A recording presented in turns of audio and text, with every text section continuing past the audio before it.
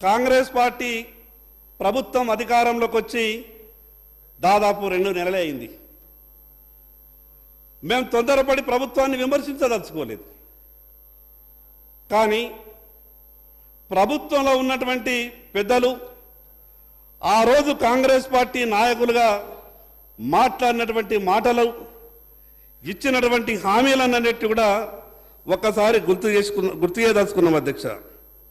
అధ్యక్ష, పార్టీలు లేదా పార్టీల నాయకులు ప్రజలకు హామీలు ఇచ్చినప్పుడు అమలు చేస్తారన్న ఒక ఆశతోనే, మా జీవితాలు బాగుపడతాయన్న ఒక ఆలోచనతోనే పార్టీలకు ఓట్లేసి పార్టీని ప్రభుత్వంగా మార్చి ప్రభుత్వం ఏర్పాటు చేసే అవకాశం పార్టీలకు ఇస్తారు. అధ్యక్ష, గవర్నర్ గారి ప్రసంగంలో 3వ పేజీ 5వ పారాగ్రాఫ్లో ఒక గొప్ప విషయం మాట్లాడించారు. అధ్యక్ష, చాలా సంతోషం.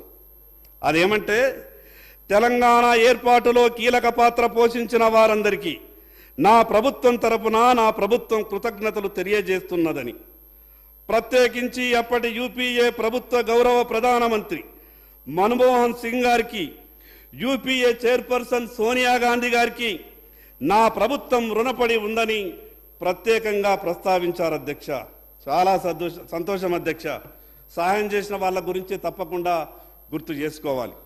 కానీ అధ్యక్ష, అంతమంది బలిదానాల తర్వాతనైనా వాళ్ళ మనసు కరిగి రాష్ట్రం ఇచ్చినందుకు సంతోషం.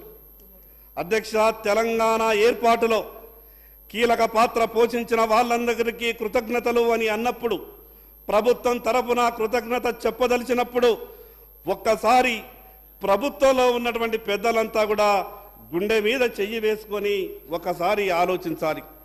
ఆ రోజు భారతీయ జనతా పార్టీ పాత్ర గురించి కానీ, తెలంగాణ ప్రజలంతా తెలంగాణ చిన్నమ్మగా భావించే స్వర్గీయ సుష్మా స్వరాజ్ గారి గురించి కానీ ఒక్క మాట కూడా మాట్లాడకపోవడం ప్రభుత్వ కుంచిత మనస్తత్వానికి ఇది నిదర్శనం కాదా? అధ్యక్ష, ప్రభుత్వం ఒక్కసారి ఆలోచించుకోవాల్సిన అవసరం ఉంది. అధ్యక్ష, రాజకీయ పార్టీల హామీల విషయంలో మార్పు రావాల్సినటువంటి అవసరం ఉంది. అధ్యక్ష, నేనేదో వేరే ఇతర పార్టీలను విమర్శించాలన్న కేవలం ఆలోచనతోనే ఈ మాటలు మాట్లాడతలేను. అధ్యక్ష, ఎందుకు ఈ విషయం అంటున్నానంటే, ఈరోజు కొన్ని పార్టీలు ఎన్నికల సమయంలో అమలుకు సాధ్యం కానటువంటి హామీలు ఇస్తున్నాయి.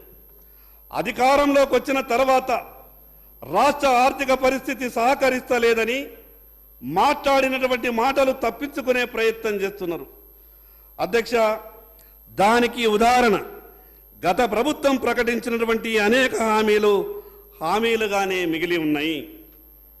అధ్యక్ష, ఈరోజు కాంగ్రెస్ పార్టీ అధికారంలోకి వచ్చింది అంటే కాంగ్రెస్ పార్టీ మీద ప్రేమతో అధికారంలోకి రాలేదు. అధ్యక్ష, గత ప్రభుత్వం మీద ఉన్నటువంటి వ్యతిరేకత, గత ప్రభుత్వంలో ఉన్నటువంటి పెద్దలు వ్యవహరించినటువంటి అహంభావిత వ్యవహారం, దీనంతటినీ గమనించినటువంటి ప్రజలు కాంగ్రెస్ పార్టీకి అవకాశం ఇచ్చిండ్రు. అధ్యక్ష, కానీ అధ్యక్ష, కాంగ్రెస్ పార్టీకి అధికారం ఇచ్చిన తర్వాత అధికారం ఇవ్వకన్నా ముందు మాట్లాడినటువంటి మాటలకు అధికారంలోకి వచ్చిన తర్వాత వాళ్ళు మాట్లాడుతున్నటువంటి మాటలకు ఎక్కడా కూడా పొంతన లేకుండా పోతా ఉన్నది. అధ్యక్ష, అన్నిటికైనా ముఖ్య విషయం రాష్ట్ర ప్రజల ఆరోగ్యం.